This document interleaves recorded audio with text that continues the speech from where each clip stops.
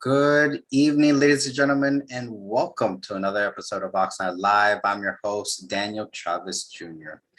So, I know last week I was saying that this week was supposed to be our continuation with Alfredo from CVC Federal Credit Union. For whatever reason, I forgot this week even existed. So, my apologies. But either way, we have a great guest joining us tonight, someone who has been actively engaged in the city of Oxnard for a number of years and actually has a great story as to how he even became involved in the city of Oxnard. And we're going to learn about how his position at the port actually continues to support the Oxnard Port Hueneme community. So, ladies and gentlemen, I am very excited to announce our guest tonight, Miguel Rodriguez. Miguel, welcome to Oxnard Live. Thank you for accepting our invitation and Thank engaging you. in our Thank you. conversation tonight. Yeah, no, thank you. Great to be honored to be invited and to be able to have this forum to talk to people and talk to you about issues. I've seen you rising up through the ranks and also creating a great following and having great impact. So thank you for the opportunity. Well, thank you for that, and I do appreciate it. And we're going to touch on a lot of topics this evening. Um, But as a reminder to our guests, Oxnard Live is fully interactive and we accept all questions. So if you are not already doing so, please be sure to submit all your questions to our YouTube channel. If you're viewing on Facebook right now, all comments should be put into our YouTube channel so that it pops up and then I can be able to ask Miguel if we have that opportunity in that time.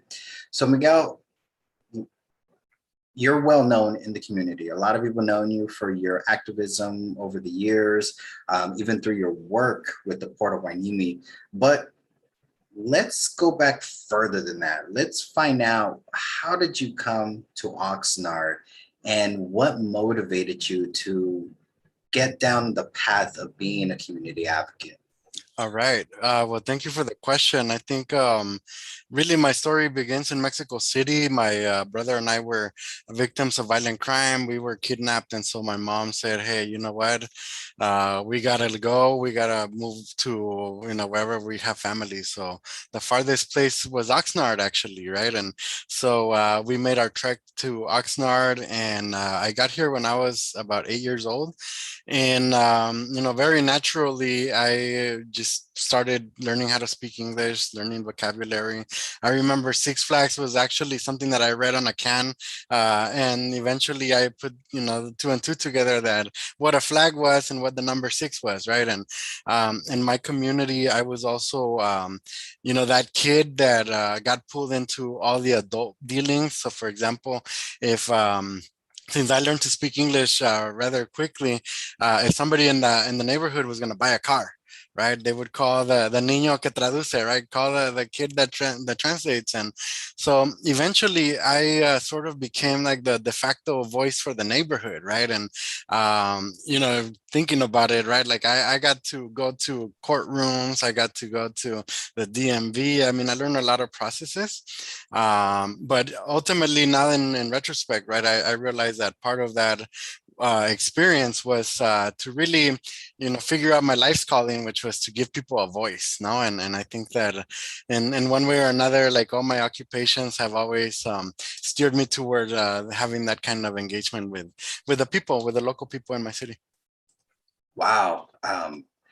You and your family escaping violence in Mexico and being kidnapped. That's I don't want to bring up, any painful memories about that, but wow, not a lot of people that end up being kidnapped can be able to return back to their families. And then the courage that your mother had to say, you know what, I need to protect my family and we need to get out of here.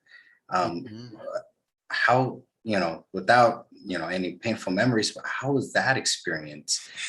It's taken me 37 years, right, to process, right? But I think most importantly, that created a sense of resiliency. not just for myself, but for my family. We were sort of like literally, I tell people, right, in my lifetime, I've had to abandon everything, all my belongings, all my worldly possessions 3 times, right? And one of them was actually when, as a kid, right, when we were kidnapped and literally with clothes on our back and some in a backpack, and get on the bus. 3 days later, we're in Tijuana, and then a day later, we're in Oxnard, right? So the other time was, growing up here, I grew up undocumented, right? Because of the laws, right? Being from Mexico makes it very difficult for you to adjust your immigration status. So at one point, my stepdad, my mom's husband, got deported when I was literally coming home from 5th grade, right? And over at Kamala Elementary. And I received the phone call, right? I mean, I can chuckle about it now, but,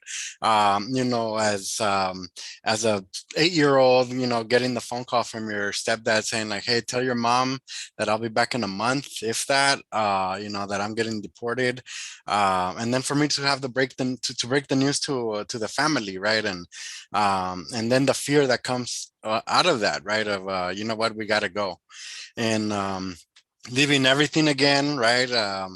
Whatever little you've been able to amass. And then, fast forward a few years later, right? And there was an immigration raid at our house. And so once again, right, deportation, struck our family. So again, right, the fear of like the unknown, are they going to come for us, right? I remember having more nightmares about, immigration coming to pick us up than even like the actual violence of getting kidnapped and in Mexico. So it was interesting, but I think having those experiences have led or have created a sincere appreciation for not only immigrants, migrants, refugees, but also for those folks here that don't have a voice, right? And that constantly have to abandon whatever little they got. For example, the homeless, in order to find some stable lodging, no? And I think that in itself is invaluable in terms of life experience.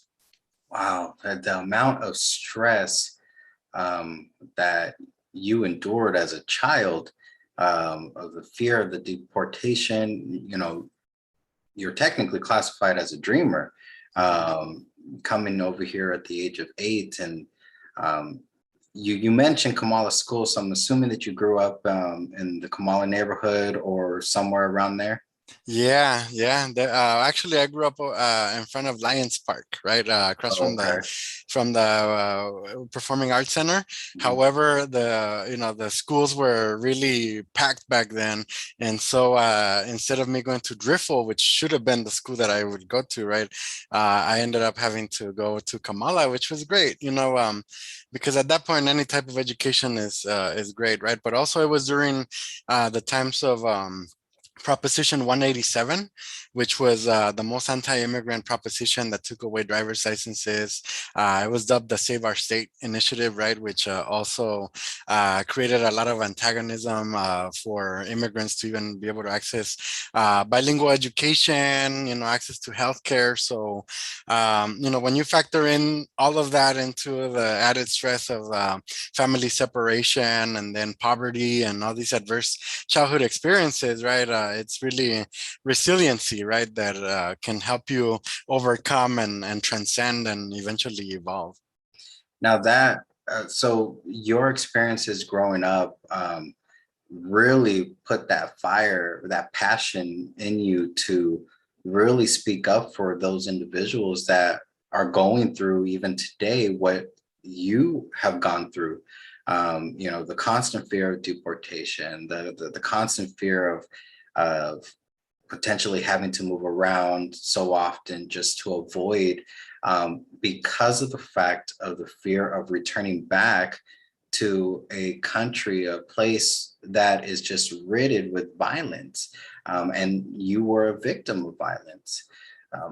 Where was your first start in community involvement that you felt that, you know what, my voice needs to be heard. I need to speak for the voiceless. And I know you mentioned that you were the translator child of Yeah. the neighborhood, Uh-huh. but where did you officially get your I first think start? the very first, what I call the internal revolution, right? That very first moment where you realize like, okay, this is so important, right? Was one time I was at the courthouse, right? And I was translating for somebody, and somebody made a really rude comment saying like, shh, shut up, we're trying to listen, right?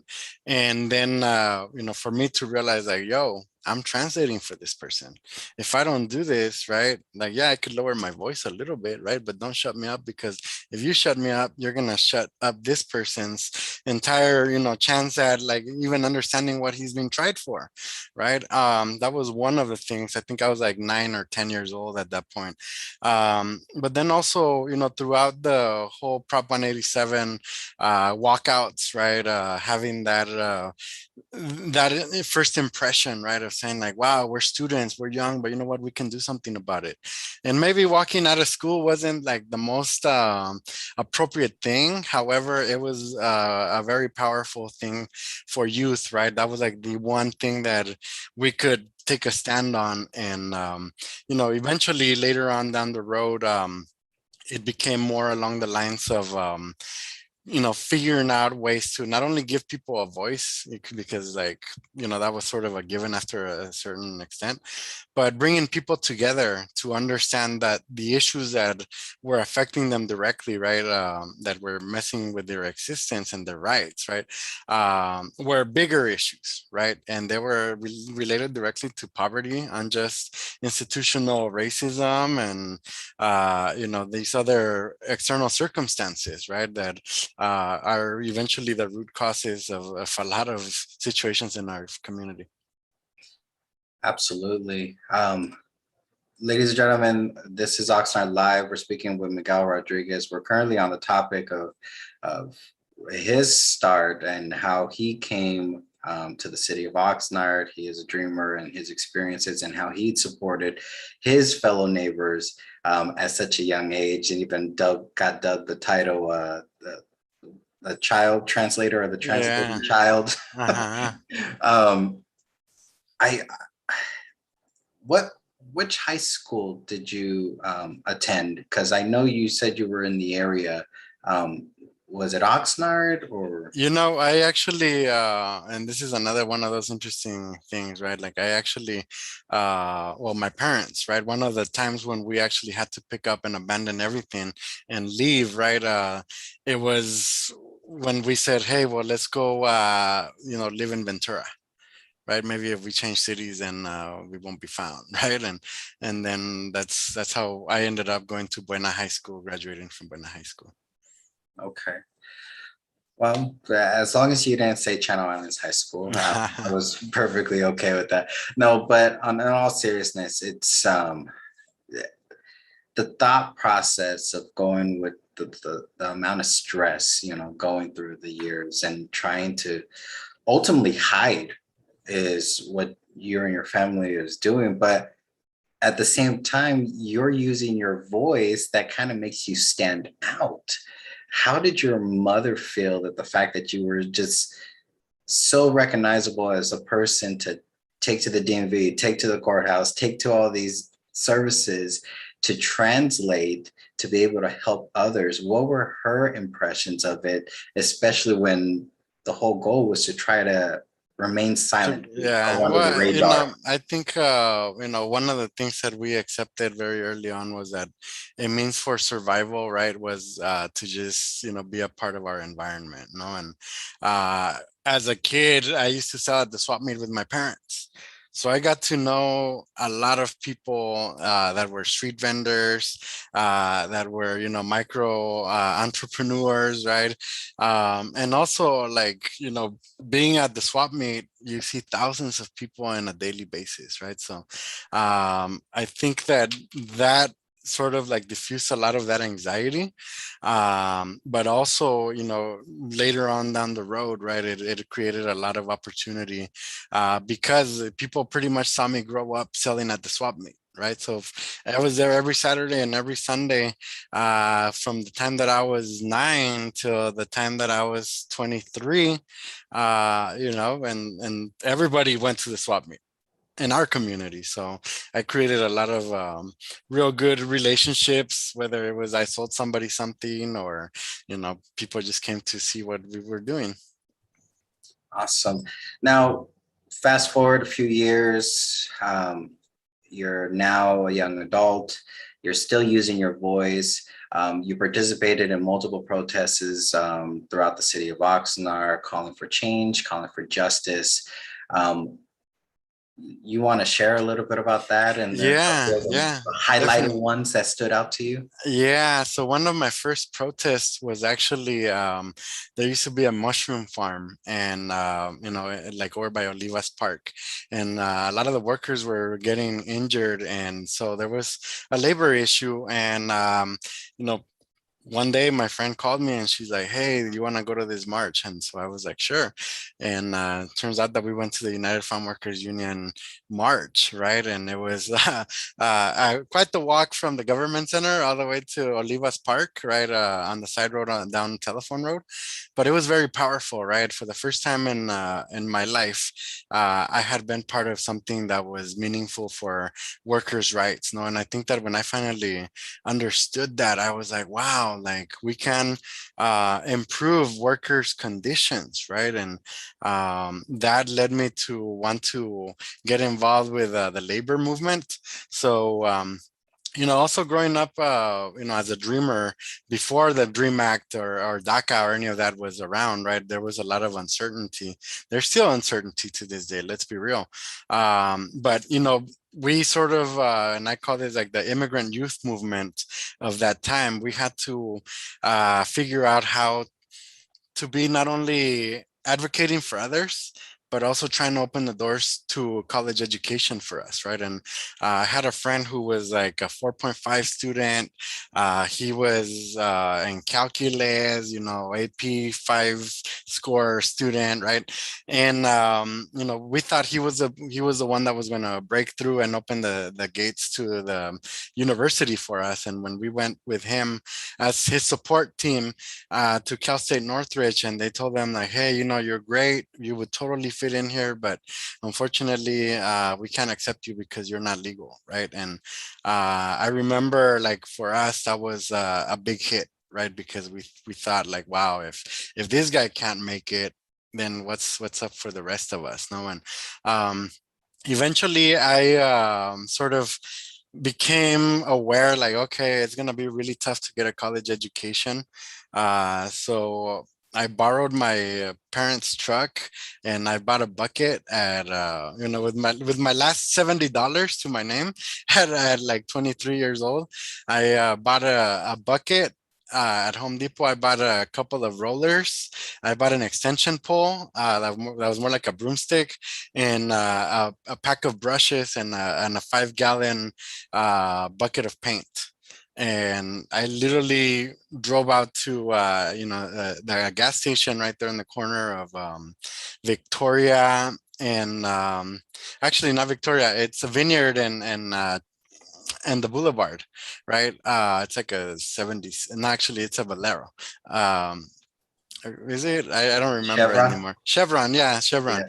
Anyways, you know what I'm, and so I stood there and I called my friend and I was like, hey, do you want to come work? And even though we had no work, right, I had this faith that I was gonna run into somebody that I knew, um, that was going to say, hey, are you guys painters? And eventually we took that gig for about probably about 4 years, right? We painted residential, commercial, and eventually that's how we put ourselves through community college. Wow. Hustling just to get an education, and it's very sad that your friend couldn't get into Northridge only because of his immigration status. I and I'm glad that it is changing now. And you're right, with the DACA, it's still very uncertain as to what's going to happen. Um, you know, one thing that politicians are good at. They're good to saying one thing and then ultimately something else occurs. It's rare to find some that actually stick with it. Um, Fast forward a little bit further, um, you're now part of Cause, which is a community social justice organization. Mhm. They have locations throughout Ventura County, Santa Barbara, and I believe up in San Luis Obispo as well. Um, what was the experience working with them, and any big things that stood out to you that you're like really proud to have been part of at that time? Yeah, no, you know what? Cause is a great organization. It marked a big part of my life. At first, the first time I actually heard about Cause, it was actually an effort, right, to get a living wage, prevailing wage ordinance in the city of Ventura, right? And at that point, I was in community college, so I kind of got recruited to do their first website. Then fast forward, 5 years later, I find myself,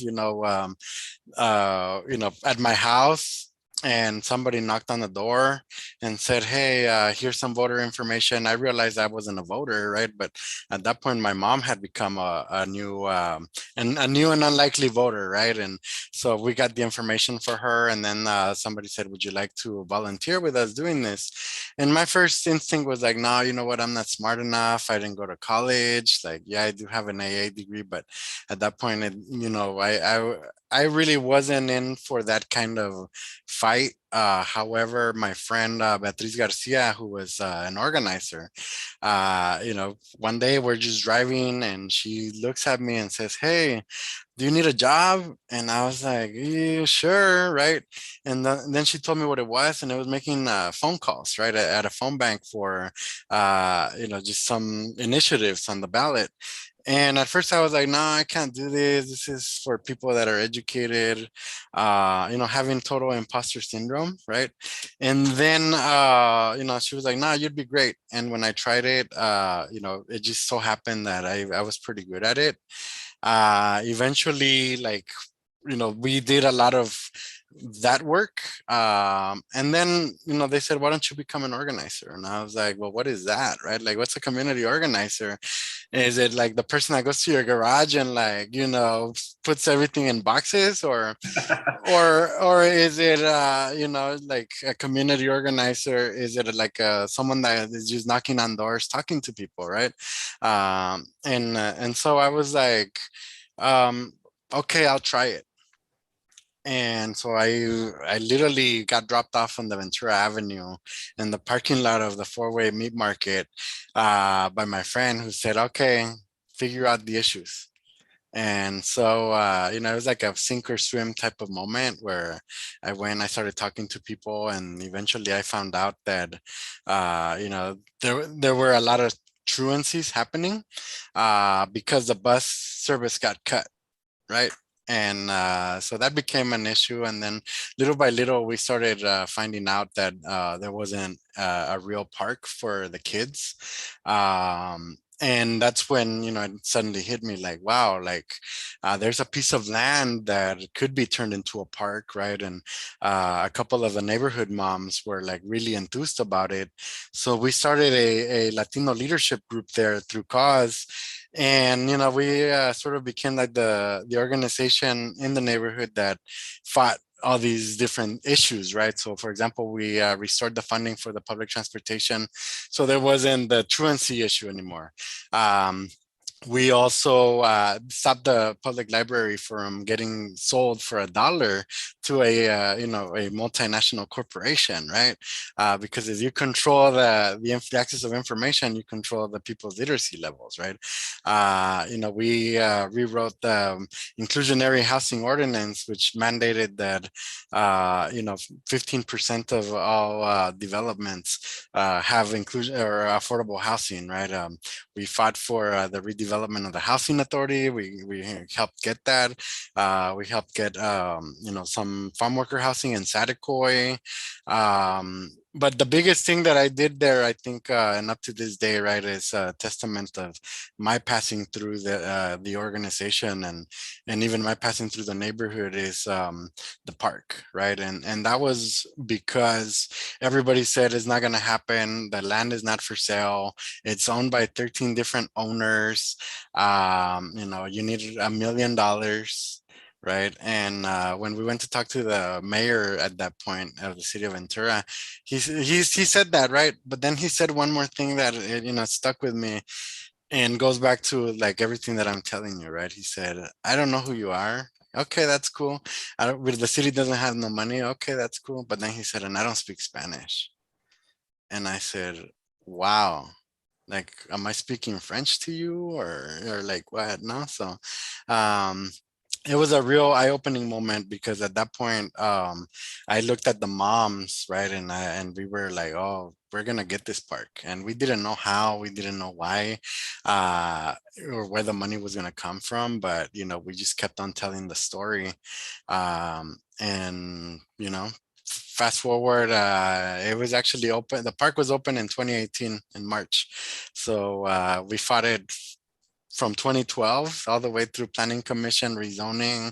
I mean, I pretty much got an urban planning education out of that particular project. But like, it's there, and the most beautiful thing about it is that people in the neighborhood use it as a tool to organize and assemble protests, assemble activism. The kids love it, and it's the only well, as of right now, right, the a park that's got playground equipment for people of all ages. So Killer Wow. Park.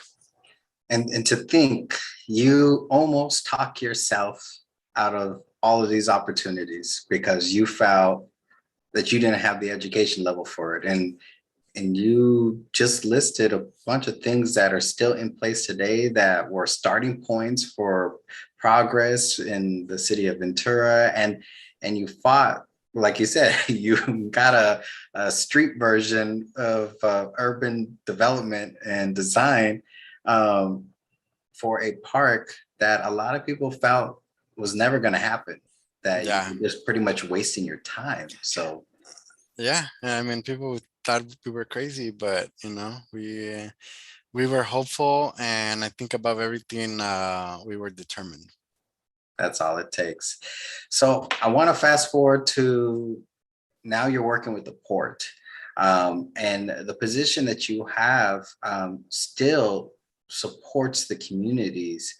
Um, how was the transition from going from cause into working for the port and using those skills that you picked up over the years from a child to adult, and using them to be able to continue to support the communities locally?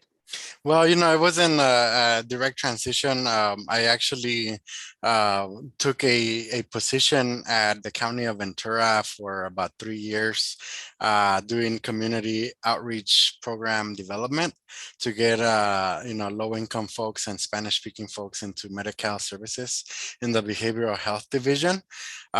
So that was definitely a major learning experience, right? Because you realize just how massive a public agency can be, how change within a public agency sometimes isn't as fast as we would like, no, given that there's multiple layers.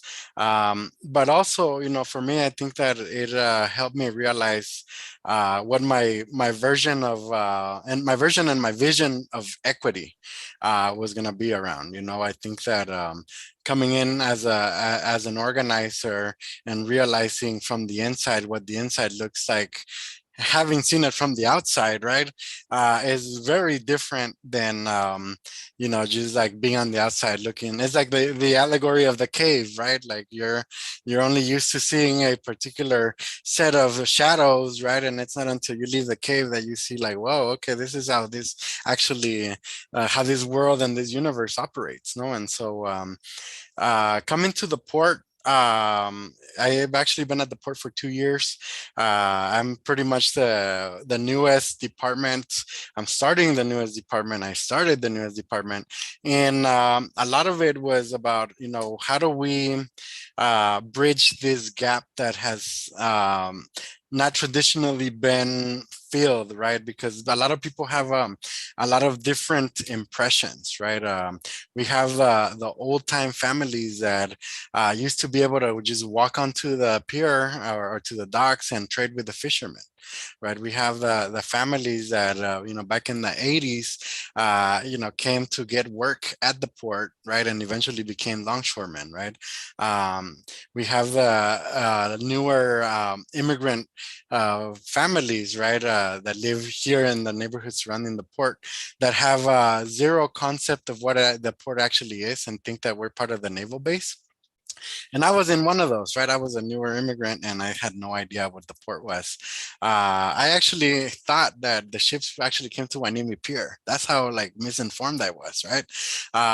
But the other thing, right, is now we have a new generation of folks, right, that what I call like the post 9/11 generation, which is during the terrorist attacks of 9/11, the port, as part of a security plan, had to surround itself with walls, right? And that's for national security, for cargo security, for operational security. And so we have a new generation of folks that have little experience with what the port actually is, no? And so it's one of those things where for me, it's my job to not only figure out how to connect people right to the port, because it is a very important facility. We're literally the door to the world, right? But also to be able to use this as a platform, right, to create philanthropy, corporate responsibility, environmental equity, right? And aside from that, right, to be able to get the tools that we have on port, right, the resources out into the surrounding communities, no? And it's quite the challenge. I'll be very honest, right? Because this work has not been invented yet. So a lot of it I've been sort of like inventing, right? And COVID sort of put a really interesting situation, because I was literally like 4 months on the job. And but having been a street vendor, as a kid, and having had these experiences, I realized like, hey, there's going to be a lot of surplus produce, right? And so how do we get that produce out into the community, right? And how do we ensure that it goes to the right places, no? And so again, going back to the farm worker experience, right? When I was a kid, our first day in Oxnard, we were at a bench across the street from Buddy Burger on 6th and the Boulevard. And a farm worker stopped by because he saw me and my family with our bags and said, "You guys are new here, huh?" And we were like, "Yeah." And he pulled out $100 from his wallet and gave it to my family and said, "Come tomorrow and we'll find you work," right? And so for me, I've never forgotten that, right? Because to this day, I still go and visit this family and this man, and I'm very appreciative, because to me, he embodies all the best of our community, no? Um, and so bridging that with, we had surplus produce, but we had no means of real transportation, right? So it's like the open air markets were pretty much shut down because of COVID. So then I realized, like, hey, I know all these street vendors that have vans and they have trucks. And then, I took my car to get an oil change, and I talked to a mechanic, and he said, yeah, the business is pretty dead because of COVID. So eventually, I started putting pieces together, and I came up with this thing called as a collaboration, right, feeding the front lines, feeding our farm workers, and with Clínicas del Camino Real and other partners. And really what that was, right, it was mobilizing all the surplus produce from the port into the hands of those that were directly affected by COVID. As you know, the 93033 zip code was adversely affected by COVID, right? And so taking this produce out into the hands of those people, right? And taking out resources through clinicas for whether it's information, whether it's testing sites, it's just a bunch of crazy, connections that just occurred, right? And throughout that time, right, and throughout this time, we've been able to, leverage over 1 million pounds of produce directly into the hands of about 35,800 farm worker families county-wide. And most importantly, right, how to leverage and create equity within established systems, right? So we wanted to show that we could go to Peru and do it at a time that the community could come out, right? Because sometimes some of the distributions were happening like at noon during like a Wednesday, and so if you're a farm worker, you don't have access, right? If you don't have a car and it's a drive-through only, you don't have access, right? If you're a single parent and you have to choose between getting your kid in the stroller or putting the food in the stroller, you don't have access, no? And so coming to this job and to this occupation with that type of mindset and experience has been very amazing, right? But also it creates what I call social enterprise, no? And that's leveraging the resources of the port to invest into the street vendors that are selling us the rice and beans to be able to distribute to the farm workers, like micro. And then, getting the Del Monte Corporation to give us, organic bananas for the farm workers, right? That's macro, right? And then you utilizing the mechanics and the other street vendors, right? To mobilize the stuff, right? That's utilizing what I call the human resource, no? And it's been interesting. Aside from that, I've been involved in also a lot of just investing in, say, for example, again, leveraging the port's resources, right?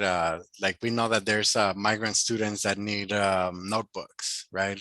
Okay, let's go get them notebooks, right? They need backpacks. Okay, let's go get them backpacks, right? Because again, I will never forget that man that literally in 1997, right, when $100 was a lot of money, Oh yeah. gave us $100 and give my parents a job. So in terms of the future, right, I think that one of the things that drew me to the port was actually the fact that I wanted to evolve into like the kind of occupation that was in the middle of the Green New Deal, right? And being a community organizer, and my degree is actually in Spanish language, right? Spanish literature, and there was like very little intersection unless I figured out how to make that happen, no? And coming to the port, seeing the green initiatives, seeing that the port's CEO has a master's in environmental law, right? And seeing the shoreside power system, seeing the ships plug in, really it was a very eye-opening, right? Because I'm telling you, I was literally ignorant when it came down to what the port actually does. Being here has also given me the opportunity to bring in a lot of conversations around equity to the maritime industry, and creating tools for people that wouldn't ordinarily have access to, the maritime industry to be able to connect, right? To create opportunities for local youth to come in and have internships, right? To, create opportunities for other investment, right? And leverage our partnerships. So it's been interesting to say the least, but it's been a lot besides all the interesting piece, right?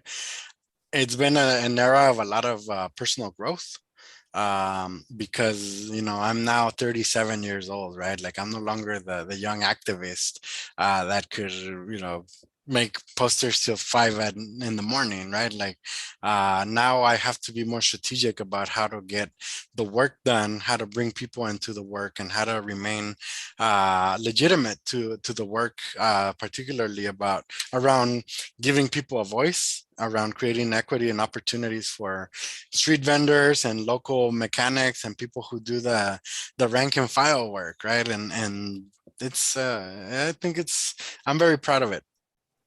You have definitely accomplished a lot at the port, and definitely during the pandemic, the port really did step up to support the communities across Ventura County, as you mentioned.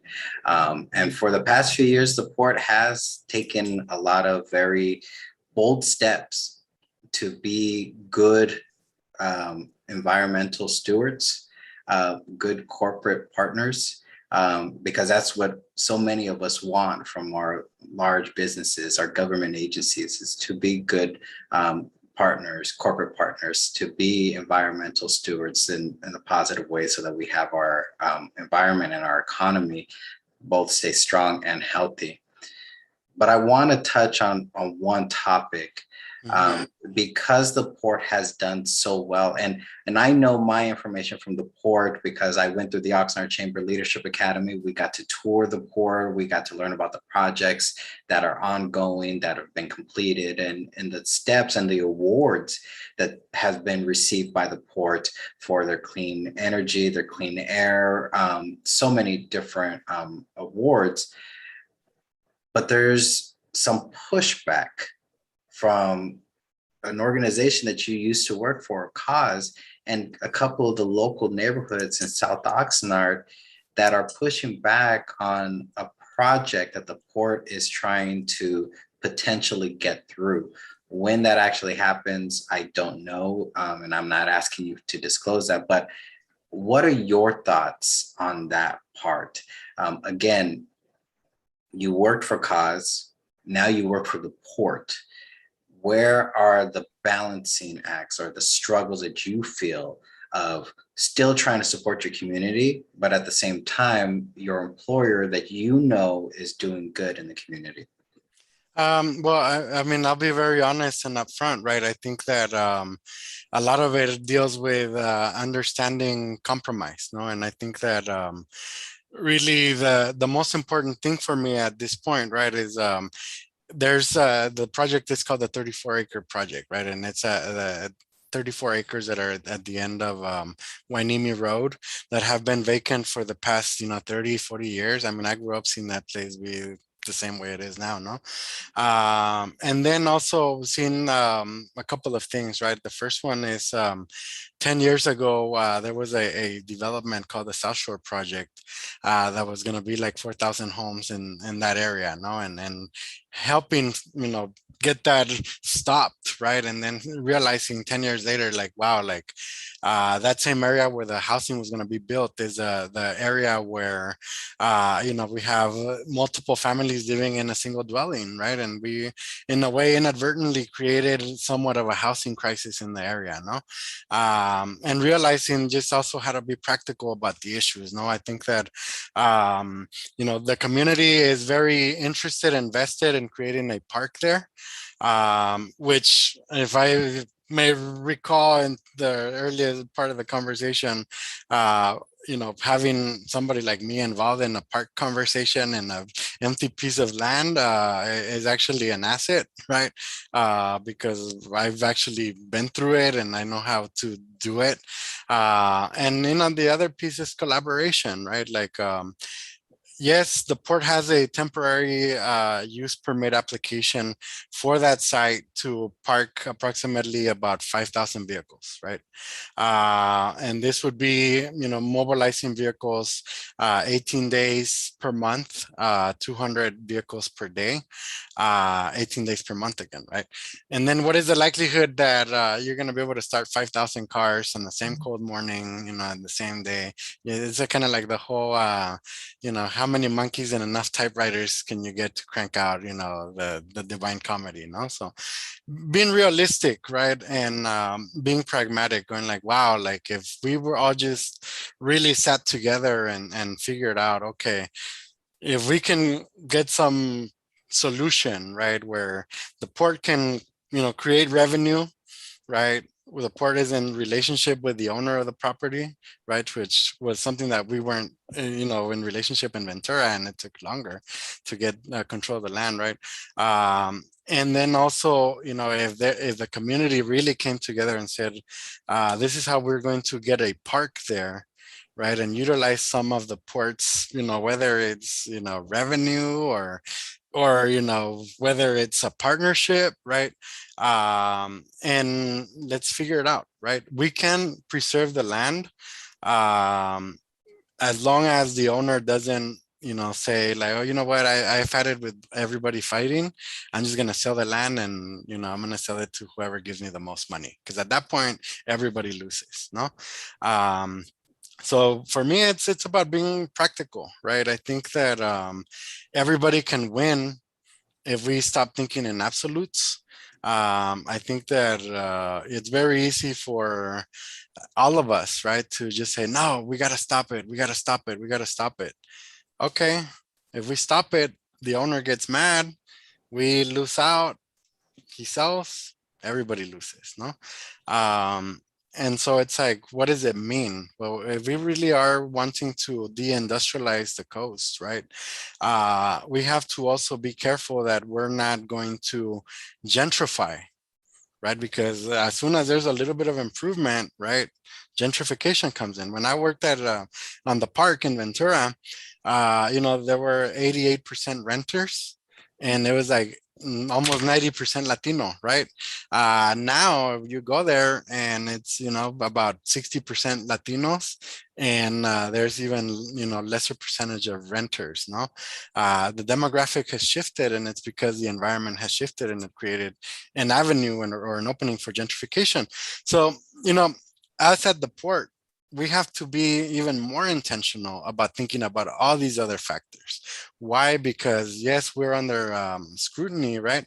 But also because at the end of the day, right? And I put my reputation, right? We're trying to do the right thing, and the right thing for me means bringing people. If people say, air quality is an issue, okay, let's talk to whoever is at the port in charge of the environment. Boom, next thing you know, we have air quality monitors in the Southwinds neighborhood, right?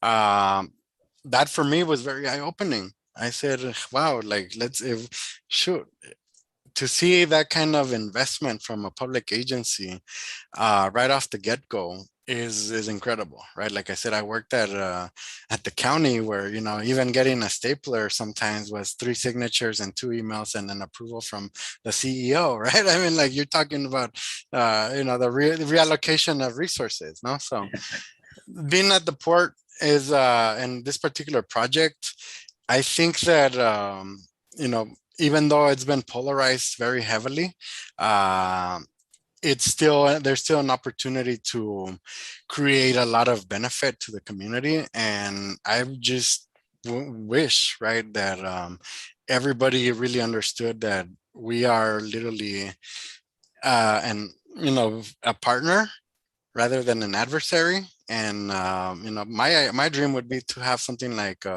Magic Johnson Park, which is a gateway it's like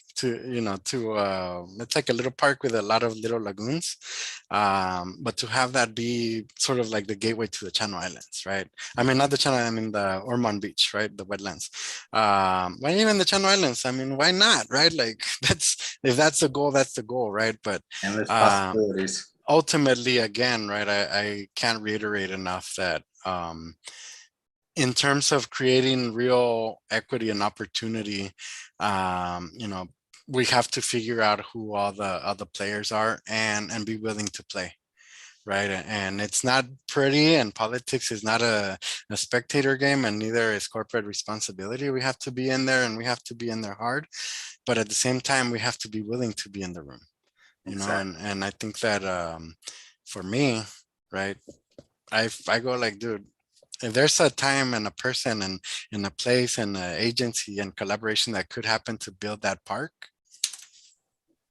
it's us. Yeah. I just want to say, not speaking specifically on that project, but just in general at the port. And you did mention it, that the air quality monitors. I sit on the Ventura County Transportation Commission as a citizen representative, non-elected, but I represent all 10 cities in the county. And we received a presentation from the CEO from the Port of Hueneme. And the information, the data that was being collected by those air quality monitors showed that it was actually coming from the 101 freeway. That's where all of the poor air quality was coming from.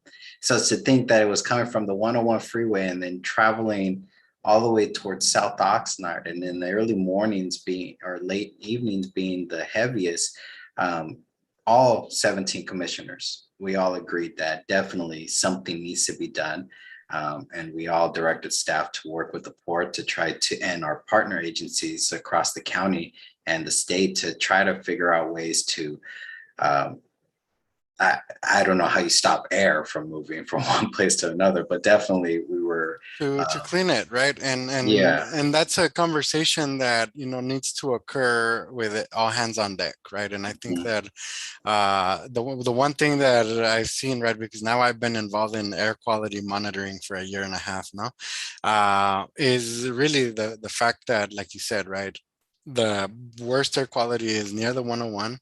Mhm. um, and really the air is fluid, right? And there's so many atmospheric factors that interfere with the way that it comes to a neighborhood, leaves a neighborhood. The biggest threat that we have seen, based on the data after 1 year and like 5 months of capturing it, right, is that wildfire is actually the biggest threat to the health of everybody, no? But then again, we wouldn't have known that had not put the resources to get these air quality monitors, to have these conversations, right, that we're having about being open and transparent and saying, all right, you have the question, let's figure it out. And most importantly, right, like how to use the information in a way that's dignifying, that is not sensationalist, right? But to say like, okay, if Juanito, well, not even Juanito, let's say Gaudencio from Southwinds, who sits on the neighborhood council, right, has a question about air quality in his neighborhood, and our air quality monitor can give us the information.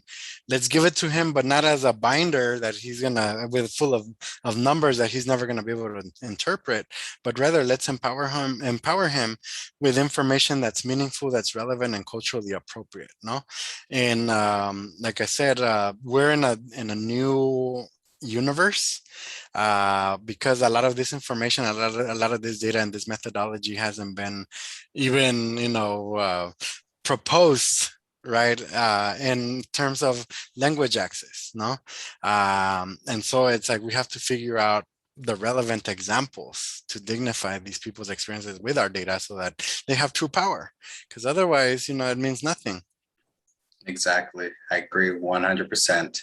And it's refreshing to know that we have people like yourself that are working in these government agencies to kind of um, make them realize that our people need to be educated about this information, but don't make it into a way that you make it unreasonable for them to even understand it. Because there's sometimes I get stuff that I'm thinking like, what the heck am I reading? Like, really, what am I reading?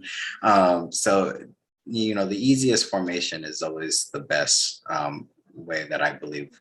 Yeah. Um, Ladies and gentlemen, this is Miguel Rodriguez. We're speaking on a number of topics, and we're just talking about the port and their role in monitoring air quality, their partnership in the communities, working with local organizations, working with community members and businesses, and supporting them. Miguel, are there any final comments, final words you want to share as we wrap up this evening? Yeah, well, first again, thank you for the opportunity. I think that we all need to have these types of conversations and these forums to be able to have these candid conversations. No, I think that for me, the most important thing that I could leave people with is, if you have questions, go to the source. Figure out, like if you want to tour the port, hit me up, right? If you want to see if we really are walking the walk and talking the talk, hit me up. If you think that you have maybe someone or a group that wants to see our air quality data, we're more than happy to, make it available. Pretty soon we're going to be putting together a website, right? Just to have a, daily accurate real-time data access for folks, right? But most importantly, I think if there's anything that I can reflect upon, right, is and really like convey to people, like all the good in my life has always come from helping people.